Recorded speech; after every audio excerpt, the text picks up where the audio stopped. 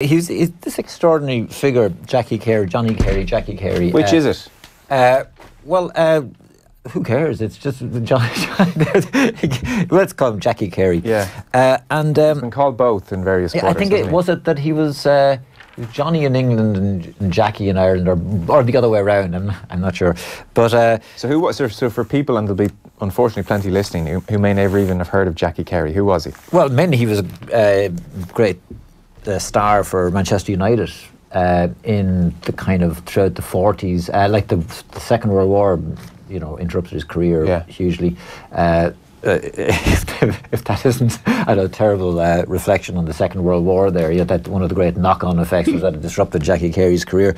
But he managed Ireland, he managed a lot of other teams as well. He was this kind of iconic, a kind of complete professional player who looked like almost an authority figure, like he was balding, This is the image I always have in my head of him. He was like a mature person.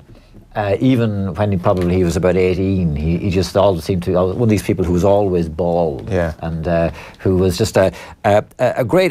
He's remembered particularly for the fact that he actually signed up with the King's Own Hussars during the war. He went for an Irish person that would have been, I'm sure, quite controversial at the time. But Eamon Dunphy is quoted here as saying. The Jackie Carey's own quote was, "A country that gives me my living is worth fighting for." He said ahead of his posting as a sergeant to Algeria, Egypt and Italy, where he became known as Carey-o when he guested for local clubs. And Eamon Dunphy is quoted, "It was a shining example of courage and a noble thing to do, as Carey could easily have avoided it. It was hugely important for Irish people in England and those that followed him. As captain of Manchester United, he did nothing but good for Ireland's reputation." And he was manager of Ireland then at that bizarre period when the team was picked by the committee, the Big Five, as they were called, which could conceivably include like a butcher from Sligo or someone. Now, someone who had no knowledge of football at all, other than he kind of liked it. And these guys would pick the team, and then Jackie Carey was saying, "Now you manage it," right?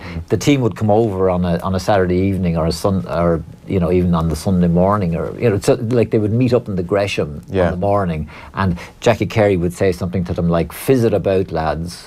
Right? Literally, that was his fizz it, because he had no time to do anything else, and they would fizz it about. And then they would go home usually defeated. He also, in his later career, he was manager of Everton. Right. When he became forever associated with a phrase in football. He was sacked in the back of a taxi, right? Famously, one of the directors of Everton he was in a taxi with Jackie Carey, and he sacked him in the taxi, right? And since then, if a manager is sacked, it's taxi for whoever, Margot Silva. Is that where it comes from? Yeah, that's where it comes from. Perhaps his most lasting contribution of all was Jackie Carey was the man who was first sacked in the back of a taxi. So that's where it comes from. I've heard that phrase forever. It's just such a football phrase. Yeah. That's where it comes from. It's a great piece of Philip Quinn. Interestingly, the picture that adorns it, it's like Manchester United, and there's a player called Alan B. Chilton. Good Lord, what a name! Isn't that a great name? I'd never heard of this before. Alan B. Chilton. Yeah. So he was captain under Matt Busby for 7 seasons, before the Busby Babes and everything, and it was. He was Footballer of the Year. They won the league. They won the cup. Yeah, so they won the league in '52. Yeah.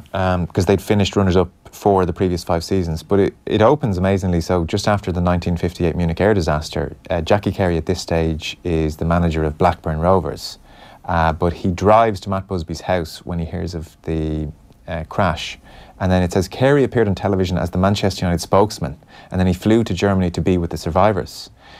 So it shows the standing is held in that when this unbelievable moment happens, Carey is still sort of such a part of the fabric at the club that he becomes the spokesman and flies out to Munich.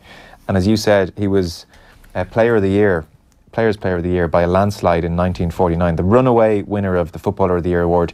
He pulled in 40% of the votes at the time.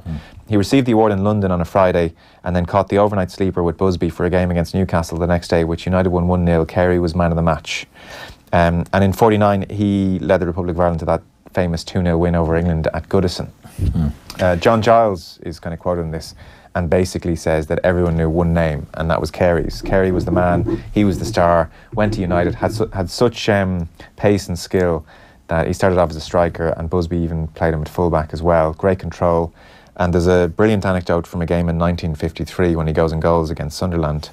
There were no subs left, or allowed rather, and Carey had to go in goals. And instead of bouncing the ball, he soloed it as if it was a Gaelic football as his little pre-kick routine to everybody's amusement. They weren't too sure what he was doing. So Jackie Carey. Yeah, Geoffrey Green of the Times is quoted here, and it kind of sums it all up. He said, "No man was more deserving than Johnny Carey, a model captain and among the most complete and versatile footballers in history. At first glance, with his thinning hair and thoughtful expression, he looked older than his true age, but there was no doubting his maturity. From the moment he led his side out, you got the impression he was bringing a pack of schoolboys who were to be put through their paces under his supervision. There was something in his measured, stately tread that engendered an instant feeling of respect and authority." Yeah. He played for the North as well, did he? He did. He won 29 caps for what became known as the Republic of Ireland, and won 9 caps for what became known as Northern Ireland. But when he played for them, both teams were known as Ireland. Okay. Do you want the lecture? I'll take the abridged notes. I would take the full lecture. The clock is killing us. Conor O'Shea is waiting patiently to take a phone call soon. Yeah. So I'll take the spark notes. In 1922, the Football Association of the Irish Free State has split away from the Irish Football Association, which had been based in Belfast. For the next 35 years, both associations field international teams called Ireland, both of whom claiming jurisdiction to pick players from both parts of the Ireland. So when Jackie Carey played for Ireland against England, he played 3 days previously for England against for both Ireland teams within 3 days against England. Basically, that's what they. So off across his career 9 times. Yeah, right. He played for them, and this continued until the 1950s. This tradition of being able to play for both parts. Did lots of players do it? Yeah, there's more than 30 players. Was it a contentious thing to do? It was seen to be fine, and that's what I'm saying about identity and people being willing to make compromises. He's from Dunleary in Dublin, so but also he's also getting paid to play a football match at a time when the wages being earned by professional footballers are brutal. So most of them have summer jobs. So they work as carpenters or painters or whatever during the summer. And in the case of it ended in the 50s because Northern Ireland began to compete in World Cup qualifying campaigns in the 50s, just as the Republic had done from the 1930s.